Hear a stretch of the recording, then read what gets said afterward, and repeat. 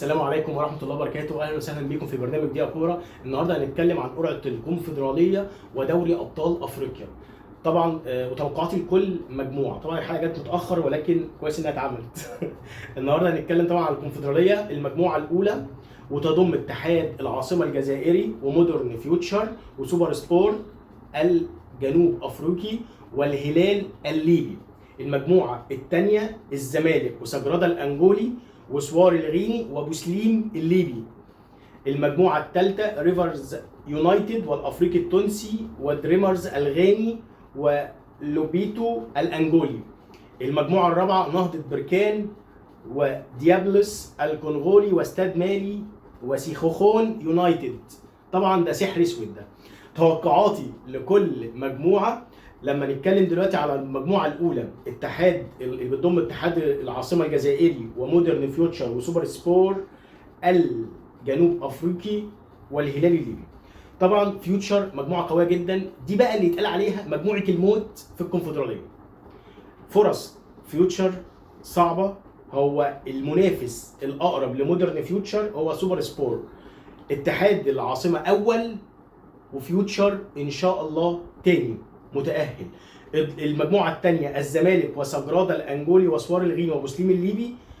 طبعا الزمالك المفروض لا بديل، مش عنه يبقى مركز أول، لا هو على مركز يبقى ياخد البطولة. اوعى تخرج وتيجي تقول لي ده ضيعنا أسهل بطولة، أحسن والله. هبص أنت حر. عندك الزمالك وممكن اللي يصعد سجرادا الأنجولي يصعد كتاني مع الزمالك. المجموعة الثالثة ريفرز يونايتد والأفريقي التونسي ودريمرز الغاني ولوبيتو الأنجولي. الافريقي التونسي اول وريفرز يونايتد يصعد الثاني. المجموعه الرابعه نهضه بركان وديابلوس الكونغولي واستاد مالي وسيخيخون يونايتد. يبقى نهضه بركان اول واعتقد استاد مالي. طيب بالنسبه لدوري ابطال افريقيا، وطبعا المجموعه الاولى، طبعا اللي يقول لك مجموعه موت ومجموعه الكلام ده كلها توقعات بالاسماء، ولكن معطيات كل مباراه بكل مجموعه ومجرى ومسار كل ماتش هو اللي بيشعلل المجموعه. عندك المجموعه الاولى في دوري الابطال ماموليدي سان داونز وبيراميدز، وعندنا كمان مازيمبي الكونغولي ونوازيبو الموريتاني. طبعا كل اللي بيتكلم يقول لك البيراميدز في مجموعه الموت. حضرتك انا عايز اقول لك على حاجه، مازيمبي مش مازيمبي من 10 سنين اللي خد الترجي 5-0، مش ده الفريق. فبشوف الطبيعي صن داونز اول بيراميدز تاني. هتقول لي دي مجموعه الموت، اقول لك انا اسف، لا مش صح. هقول لك انا مجموعه الموت انهي.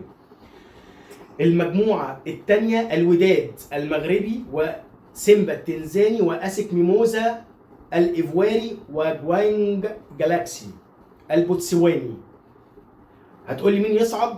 اقول لك دي بقى مجموعه قويه. لو هتتكلم على التاريخ فاسك ميموزا فرقه تقيله، ولكن كل الفرق اللي كانت تقيله دلوقتي اوضاعها مختلفه، فالطبيعي الوداد اول سيمبا تاني يصعد.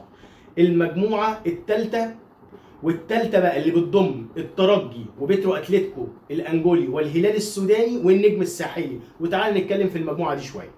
عندك الترجي والنجم الساحلي، خلي بالك النجم الساحلي تصنيف رابع، فمن هنا بتدل على قوه الايه؟ قوه المجموعه. فالترجي يصعد اول والنجم الساحلي تاني. وش اعتقد بيترو اتلتيكو والهلال ما لهمش مكان. الهلال بيعمل نوش والطبيعي بيلاقي بره، بيطرد بره البطوله كالعاده، وهي دي مجموعه الموت. انا بشوفها دي المجموعه القويه جدا. المجموعه الرابعه اهلي وشباب بلوزداد ويانج افريكانز التنزاني وميدياما الغاني. طبعا المجموعه كله بيقول لك مجموعه سهله، هي سهله عشان الاهلي هو اللي في النص، عشان الاهلي اللي موجود. كانت صعبه علشان في وقت من الاوقات شباب بلوزداد كان موجود مع الزمالك اعتقد الموسم اللي فات او اللي قبله، فده كان على الزمالك صعب لان شباب بلوزداد خدت الزمالك رايح جاي. ما اعتقدش ان الاهلي ممكن يتحط في نفس الموقف مع شباب بلوزداد، ولكن لا تأمن غدر الكرة. عشان كده بقول لك دي مجموعه موت، دي مجموعه سهله، دي بالاسماء، ولكن مسار البطوله او مسار الماتشات وترتيب الماتشات اللي بتخلي المجموعه ملهاش ملامح. والفرق زي فرق شباب بلوزداد ما اعتقدش، هي طبعا هي اللي تبقى رقم واحد قدام الاهلي، وهي اللي هتصعد. الاهلي ويانج افريكانز التنزاني وشباب بلوزداد هيخرج، لان شباب بلوزداد مش بالفريق القوي. هو كان قوي على الزمالك عشان الزمالك كان في الوقت ده ضعيف ومهلهل، ولكن الاهلي باذن الله باذن الله يصعد اول، والثاني شباب بلوزداد الجزائري. كل التوفيق للنادي الاهلي. الاهلي ما خدش على المجموعه انه بعد ما يعني ياخد البطوله فالمجموعه تكون سهله فياخد البطوله يطلع اول فياخد البطوله، لا.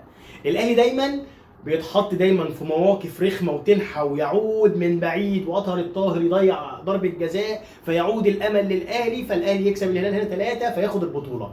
الاهلي واخد على الاحداث دي والمسار ده والدراماتيكيه ديت، فالاهلي انه يصعد بسهوله دي انا كاهلاوي تقلقني.